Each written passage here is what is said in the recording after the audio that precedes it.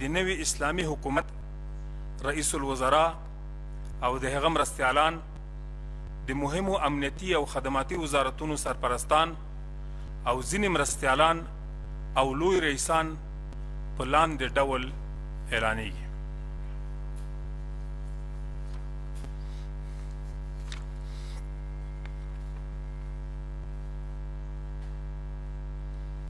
محترم الحاج ملا محمد حسن اخوند سرپرست ریاست الوزراء، محترم ملا عبدالغنی برادر معاون ریاست الوزراء،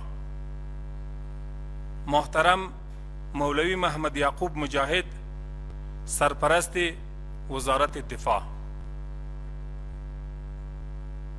محترم الحاج ملا سراج الدین حقانی سرپرست وزارت داخلہ، محترم مولوی امیر خان متقی سرپرست وزارت خارجہ، محترم ملا ہدایت اللہ بدری سرپرست وزارت مالیہ، محترم شیخ مولوی نور اللہ منیر سرپرست وزارت معارف، محترم ملا خیر اللہ خیرخواہ سرپرست وزارت اطلاعات و فرہنگ، محترم قاری دین محمد حنیف سرپرست وزارت اقتصاد، محترم شیخ مولوی نور محمد ثاقب سرپرست وزارت حج و اوقاف، محترم مولوی عبدالحکیم شرعی سرپرست وزارت عدلیہ، محترم ملا نور اللہ نوری سرپرست وزارت سرحدات و قبائل، محترم ملا محمد یونس اخونزادہ سرپرست وزارت انکشاف دیہات، محترم شیخ محمد خالد سرپرست وزارت دعوت و ارشاد امر بالمعروف و نہی عن المنکر، محترم ملا عبدالمنان عمری سرپرست وزارت فوائد عامہ، محترم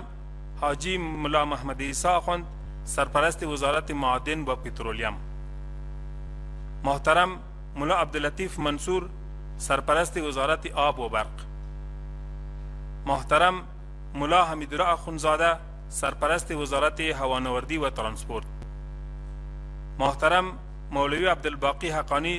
سرپرست وزارت تحصیلات عالی، محترم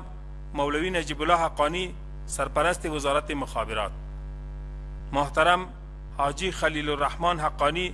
سرپرست وزارت مہاجرین، محترم ملا عبدالحق وسیق سرپرست ریاست عمومی استخبارات، محترم حاجی محمد ادریس سرپرست دی افغانستان بانک، محترم مولوی احمد جان احمدی سرپرست ادارہ امور، محترم ملا محمد فاضل اخوند معین وزارت دفاع،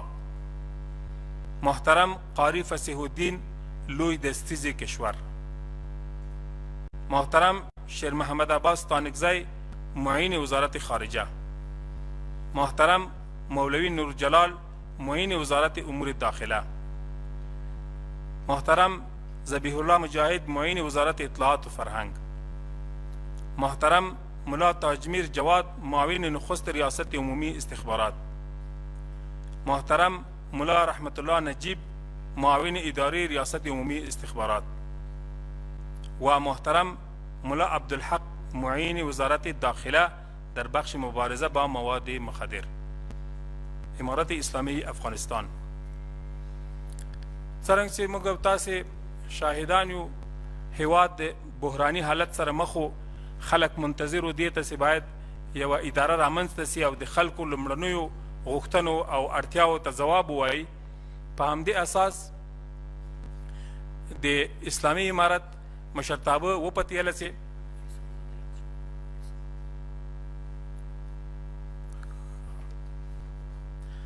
دلته یو اشتباه ممکن سوی وي. د ریاست الوزراء دوه معاونان دي، محترم ملا عبدالغنی برادر اخوند د ریاست الوزراء یو معاون، محترم مولوی عبدالسلام حنفی د ریاست الوزراء دوم معاون.